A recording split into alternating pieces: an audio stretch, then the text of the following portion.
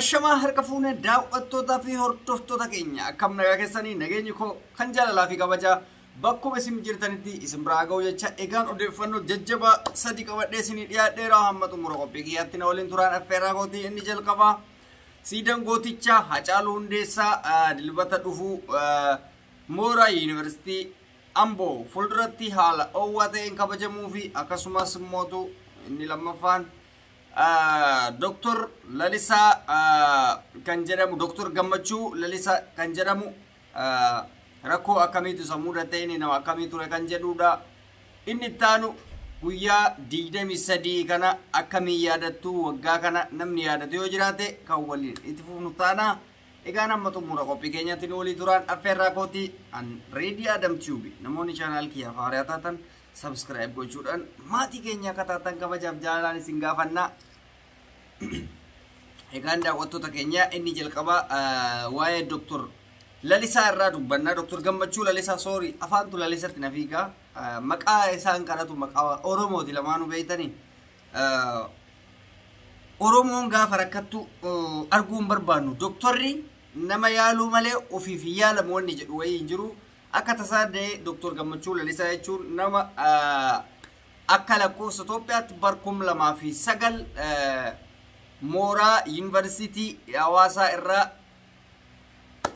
gahee ogummaa fayyaatiin eebbifame gama hospitaala Naqamteetti hojii isaa eegale jechuudha. Hospitaala Naqamtee keessatti hojiin inni hojjetu hojii olaanaadha. Waa'ee fayyaa kanarratti hojjeta. Haa ta'uutii tajaajila uummata isaatiif sa'a 24 dadhabee osoo hin jedhin kennaa ture. Haa ta'uutii garuu akka tasaa ta'e guyyaa muraasa dura xiqqoo dhukkubsatee yaaliif achuma keessatti of mararsiisee yookaan of laalchise jechuudha. Gaafa of laalchisu kalee rakkina qaba jedhaniini ergasii gama hospitaala guddaatti deemee gaafa of laalchisu kaleensaa lamaanuyyuu waan garaas nyaatu kaleensaa lamaaniyyuu jijjiirraa akka barbaadu yookaan kalee biraa akka barbaadu itti himame. Dubbii kalee mootu maal jedhee akkasinitti himu isinuun beektan. Kaleen saafataan qabdu jechuudha. Namni kaleen qabu jechuun jireenyi isaa akka hin jirretti hubadha. Maaliif? Kaleen namaa gatiin isii isumaayyuu biyya keessatti ol argame gaariidha. Gatiin isii baay'ee mi'aadha. Amma lubbuu namaa nama gurgursiisutti geetti jechuudha. Isumaayyuu kalee lama innis yaala biyya ormaatitti Dr. Gammachuun qabeenya ofii qabanii fi qabeenya maatii walitti dabalanii yaala ga'uu fi hin dandeenye jechuudha mallayni suni. Kanaaf lammiilee wajjin jira. Lammiin Oromoo cinaa dhaabbattanii Dr. Gammachuu kalee isaa akka jijjiirsiftaniif kabajaa guddaan isin gaafannaa. Akkaawuntii isaa isiniif maxxansaa diskiripshinii kiyya jalatti akkaawuntii isaa laallachuu hin dandeessanii. Diskiripshinii jala fudhattuu hin dandeessanii. Kana waan ta'eef akka gargaartan daraa isinii dhaama. Isa ittaanutti gaafa isinii darbe siidaa gooticha keenya goota Hacaaluu Hundeessaa aartistii fi gameessa namaa yookaan qabsaa kan ta'e siidaa ajaa'iba ta'e siidaa bifa ajaa'ibsiisaa ta'een akka Itoophiyaatti dalagame kan hojjete mootu hojjettoota mooraa kaampaanii Yuunivarsiitii Amboo qofa akka ta'e dubbatame. Innis dilbata dhufu eebbisiisaa isaa akka ta'e Oromoon kutaa 11 achitti argamtanii akka siidaa isaa kana bifa yaadannootii fi bifa adda addaatiin bifa ho'aa ta'een kabajaniif kabajaan isin gaafannaa. Hacaaluu jechuun gaa hunda keenyaaf akkana jedhee isiniif himuun inuma hin ta'u. Maaliif beekta hundi keetu diinnuu beeka alagaa dhiisi. Alagaa fi firrillee beeka xalaannis hundi isaaniitu jechuudha. Maaliif gameessa namaa akka ta'e nama collee nama onnee qabdu akka taate beekama. Gadhee tokko tasaatitti nyaatee hundi keessanuun beekanii soo sagalee kana daddabarsaa warra biyyaatiif achirratti argamtanii ayyaana isaa yookaan immoo siidaa kabajaa isaa kana akka kabajanii isiniin jedha. Dhumarratti mee guyyaa har'aa kana akkamii yaadattan? Waggaa kana guyyaa har'aa kana maaltu ta'a? Waggaa dabre jechuudha. Guyyaa namni hundi halkanii ka'ee booyaa bulee dhaabbataa bulee muudannoo ajaa'ibaatu nu mudate jechuudha. Akkamiin yaadanna guyyaan kun guyyaa yaalii ajjeechaa Jawaar Mohaammed irratti taasifame. Gaafa san dura namni hunduu mootummaa leellisaa ture, mootummaa kana faarsaa ture. Garuu guyyaa san irraa qabee Oromoon hedduu yaaliin akkasii taasifamuu eeydoon isaa akka irraa ka'u taasifamee guyyaa Oromoon kutaa 11 halkan guutuu dhaabbataa bultee guyyaa guutuu hiriirratti oolte.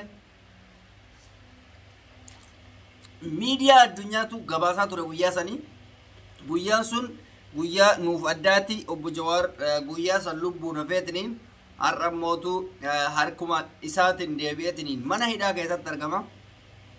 Guyyaa san irratti fincilli gurguddaatu ka'ee achirraa mootummaanis fincila san kan kaase osoo duubatti hin deebiin hamma har'aatti uummata Oromoo dararaa jira jechuudha. So kuni maal nama hubachiisa? Duruma gaafa dur namoonni hedduu shakkii keessa turan. Lakki immoo harki mootummaa keessaan qabu kun nama dhuunfatu akkas gochuu barbaade. Silaa akka mootummaati dhugaa dubbanna. Jawaar nyaatamee jira. Garuu akka eeydota isaa ijoollee lafaa dhuftoota nama bakka Oromoon ni qabdi jedhame dhugaa rabbititti ijoollee sun garuu isuma hojii mana hidhaa keessa jiranii Taamiraat ka jedhamuu fi Bashiir ka jedhamu ijoollee ajaa'ibaa turan. Lubbuu isaa dabarsanii kennuu hidhanii hanga har'aatti gatii isa barbaachisu isaa kafalanii mana hidhaa hojii jiran jechuudha. Galata yeroo tokko osoo hin taane galata seenaa keessatti barraa'uu qabu qofatu isaan galmeessanii jechuudha. Maaliif gaafsan gatanii hin deemne lubbuu isaa hambisanii damooza irraa kutamee akkasumatti lakki hin deebinu jedhanii kun maal argisiisa? Gootummaa sabboonummaa nama hayyuu kennan tuqamu har'allee osoo nafin mana maaqalaawii qilintoo keessa hojii jiran jechuudha. Har'as gojjumaan qabsoo keessa jiranii jechuudha. Of durattillee akka hojii qabsaan abdii qaba. Kanaaf obbo Jawaar Mohaammadii fi hidhamtoota siyaasaa hunda kan akka Baqqalaa Garbaa fi kanneen kana fakkaatan hunda rabbi isaan haa baasu. Gootota keenya nama Oromoon hin qabdi jedhamee ija Oromooti. Nama Oromoo kutaan hin qoqqoonne keessa yoon arge warra akka Baqqalaa fi warra akka Jawaar kana tasumallee kutaa dhalatanii fi kutaa maalii wanni jedhamu isaan bira hin jiru. Oromoo akkuma Oromootti ilaalanii siyaasa Oromoo ijimu siyaasa Oromootti ilaalanii rabbi diina harkaa isaan haa baasu jenna.